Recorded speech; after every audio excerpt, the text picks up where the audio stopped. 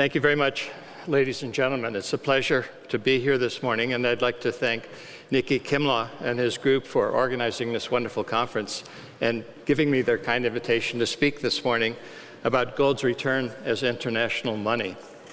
Now, it may seem a little bit of a surprise that I'm talking about gold's return as international money. After all, gold has been money for 5,000 years. But for the last 40 years, we've been experimenting with fiat currency. And this fiat currency experiment is not going very well, as we can see from all of the problems and imbalances that we read about every day in the newspaper on the existing systems, not just here in Europe, but worldwide. I think as this experiment with fiat currency continues to unravel, gold will return in its traditional and rightful role at the center of global commerce as international money, and that's going to be the topic of my discussion this morning. This is a quote from Alan Greenspan when he was chairman of the Federal Reserve. Gold still represents the ultimate form of payment in the world. What he was basically saying is that gold is the standard by which all things are measured, because gold is money. And the interesting thing about gold, and the reason why it has a consistency of purchasing power, is this above-ground stock of gold grows by about 1.75% per annum. You know, we produce commodities for consumption. We produce crude oil, we consume it, it disappears. We produce soybeans, we consume them, and they disappear. But gold gets mined, it does not get consumed, it does not disappear. All of the gold that's been mined throughout history still exists in its above-ground stock of about 162,000 metric tons. And this above-ground stock of gold of 162,000 metric tons grows by about 1.75% per annum. So you have a very consistent growth in the money supply, the gold money supply, with world population growth. Now I want to explain this with a chart. What I'm doing here is I'm going to show the price of crude oil in terms of 4 different currencies. This is the British pound, and this is a base 100 analysis. In other words, I'm going to show what the price of crude oil was starting in January 1950, assume it was 100 for each of these 4 currencies, and then show the differences as what's happened over the past 60 years. And if you look at this chart, crude oil is getting more expensive in terms of British pound. Crude oil is also getting more expensive in terms of the US dollar. But you can see something here that's happening, that we're measuring the same standard, a barrel of crude oil. And as bad as it's been for the US dollar, the British pound has been even worse in terms of preserving purchasing power over this same period of time. Now, the third currency is going to be the euro, the Deutschmark up to 2000, and the euro since then. It is by far the best of the 3 currencies in terms of preserving purchasing power, but I do want to highlight one point. Look here, up until 2000, basically the Deutschmark had the same purchasing power it did in 1950, but look what's been happening since. I'm going to show this again in the next chart, but before I go to the next chart, I just want to show you the 4th currency. This is the price of crude oil in terms of gold. An ounce of gold still buys the same amount of crude oil it did 60 years ago. This is an interesting point, because what's happening is the price of crude oil is not rising. The purchasing power of the pound, the purchasing power of the dollar, the purchasing power of the euro, they're all declining. So we just have the illusion that prices are rising. If we were still on a classical gold standard, we would not be talking about the rising price of crude oil, because the rising price of crude oil, based on the world's numeraire, which is gold, the price of crude oil is the same today as it was 60 years ago. Now, I mentioned about what from 2000 to the present, the period of the euro. And the point I'd like to make is, look at the similarity between what's happening to the euro and the British pound and the US dollar. It's not like that previous chart where the Deutschmark had essentially the same purchasing power over this period of time. Now, look what's happening now to the euro. It's looking more and more like the US dollar and the British pound. What's happened is that the euro has become politicized. You know, the promise was that the euro would be managed like the Deutschmark and that the ECB would be run like the Bundesbank. They're not. The promise was broken. It's been broken many times. Every time Mr. Trichet buys a government bond, the promise has been broken. And what we're seeing now is a debasement of the euro, just like the dollar, just like the British pound, because the euro has become politicized. Now, my basic view about the US dollar is that the US dollar is going to collapse. And my view is that if the US dollar collapses, other currencies around the world are going to collapse too. And I'll get into this in more detail as I go through the presentation. Before I do that, though, I want to make a very important point, because gold is the world's most misunderstood asset class. People say they'll buy gold because it's a good investment. It's not a good investment. It's good money. There's a big difference. Remember that chart of crude oil prices? An ounce of gold buys the same amount of crude oil it did 60 years ago. Who wants an investment like that? You didn't increase your wealth. All you did is you preserved your wealth. That's what money is supposed to do. When you make an investment, you put your money at risk. You take chances. You have to worry about management. You have to worry about balance sheets. Gold doesn't have management. It doesn't have a balance sheet. Gold is money. So when you're talking about gold, it goes in the liquidity part of your portfolio, the cash part of your portfolio. It's not an investment. Keep that in mind, because if you think it's an investment, you're going to be comparing it to things that it should not be compared against. And for example, I'm comparing gold here to 9 of the world's major currencies: the US dollar, the Australian, the Canadian, the Chinese yuan, euro, Indian rupee, Japanese yen, Swiss franc, and the British pound. This is gold's annual rate of appreciation every year for the past 10 years. There's very little red on that chart. Now, people say that gold is a volatile commodity, and if you look, for example, in 2008, you can see right here, gold in that 1 year was down 14% against the Japanese yen. In the same year, it was up 43% against the British pound. If you look at that 1 year in isolation, you would say, yes, it is really volatile. But you can't really look at gold in isolation just from 1 year. You have to look at it over a period of time. And over the past 10 years, 15% on the Japanese yen, 18% on the British pound, they're very, very similar.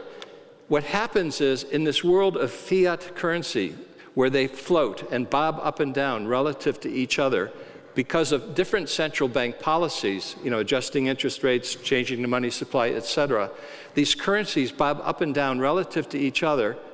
But here's the important point: they're all sinking relative to gold. This has basically been the loss of purchasing power of all of the currencies over the past 10 years. And you can see it's all double-digit annual rates loss of purchasing power. Now, I showed you before how you can calculate the price of goods and services like crude oil in terms of gold.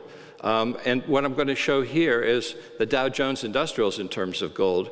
And this is the Dow going back to 1913, when the Federal Reserve was created, the central bank of the US. And you can see it's like an oscillator. You have a boom in the 20s, a bust. You have the boom in the 50s and the 60s, you have a bust. You have a boom in the 80s and the 90s, and you have a bust. This is the boom and bust cycle of the banking system. And the key to successful investing is to analyze your portfolio in accordance with the booms and the bust. There's this old expression: do you want to be in stocks or do you want to be in cash? Well, when you're in the boom, you want to be in stocks. When you're in the bust, you want to be in cash, but you don't want to be in dollar cash or euro cash or British pound cash, because they're all losing purchasing power. You want to be in gold cash until we get back to the end of the boom, when an ounce of gold approximately equals the Dow Jones Industrials. In the 1930s, at the bottom of the boom, gold was $35, and the Dow Jones Industrials, believe it or not, was $35. Many of us in this room can remember in 1980 when the Dow Jones was 800 and gold was 800. At some point in time in the future, I think between 2013 and 2015, and this is based on a forecast I gave Barron's, a newspaper in the US, back in 2003, we would be 1-to-1 on gold and the Dow Jones Industrials sometime between 2013 and 2015. And they said, well, what's the price going to be? And I said, you can't predict the price because you don't know whether the Federal Reserve is going to inflate or deflate. But I said, it's probably going to inflate, and my guess is that the Dow will be 8,000 and gold will be 8,000. To get 1-to-1 between 2013 and 2015, and then we start a new cycle. I'm not so sure that's going to happen this time. I think gold's going to be much higher. And I think the new cycle of boom and bust is going to be different because of what's happening to the system. And I'll explain what we're going through is not a cyclical change, but a structural change, and I'll get to that in a minute. Now, this is the interesting thing. I don't have the data going back quite as far, but this is the FTSE and the FT30, the London Stock Index, from 1950 to the present. And you can see the same boom-bust cycle, and this is the DAX. This boom-bust cycle is not unique to any country. This is a global event. Banks lend and lend and lend, borrowers borrow and borrow and borrow until too much money has been loaned out. Banks' balance sheets are overextended, borrowers' balance sheets are overextended. During the bust, those loans are either repudiated or repaid. And we're going through a bust now, and we're seeing how these loans are being repudiated, although governments are fighting this bust, and consequently they're delaying the inevitable final bottom of this cycle until we can start the new boom-bust cycle in the future. I want to turn now to some of the important issues of the day. And clearly what we're lacking today is a safe place to put our currency. We know that banks are insolvent. Even the ECB, if you to market the $170 billion of Mediterranean debt that it has on its balance sheet, it's probably insolvent too.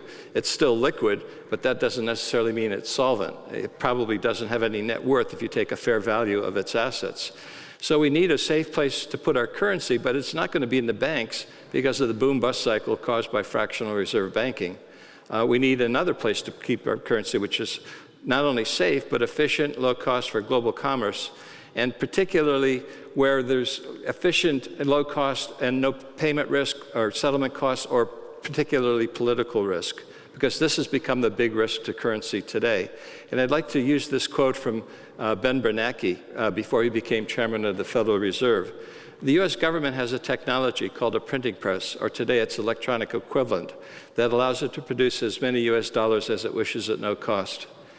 Now, I don't know how familiar you are with German monetary history, but this quote could have been said by Dr. Rudolf Havenstein, who is the chairman of the Reichsbank during the Weimar German hyperinflation. There's a cost to printing currency. It may not be the cost of buying paper or the cost of ink, but it's the cost of everybody who has dollars in their pocket or Reichsmarks in their pocket, and they're losing purchasing power. But what this quote does is it gives you an indication of the thinking, not only in the United States, but also in the ECB, and in fact, central banks throughout the world. It gives you an idea of the thinking that we're seeing today. And it's fiat currency type of thinking, and fiat currencies always collapse, and the dollar, in my mind, is on the way to collapse, and I want to show you why. I call this the path to hyperinflation. This is going back to 2000. This is the US government's receipts, how much revenue it takes in. This is a 12-month moving average. This is how much they're spending, and you can see this huge gap. What we have here is not a cyclical problem, we have a structural problem. And what this structural problem is causing is a huge increase in debt. These bars are the quarterly increases in the federal debt. What happens when you have hyperinflation? It manifests itself in two different ways, depending on whether the banking system in the country is sophisticated or not. In Weimar Germany, in Zimbabwe, the banking system was not very sophisticated. Very few people had bank accounts. Commerce was conducted with pieces of paper that we call banknotes.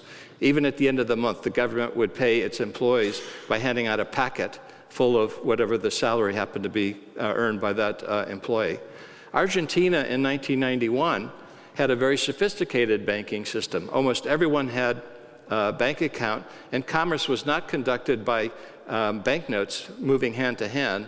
Commerce was conducted by checks, wire transfers, plastic cards, electronic funds transfers.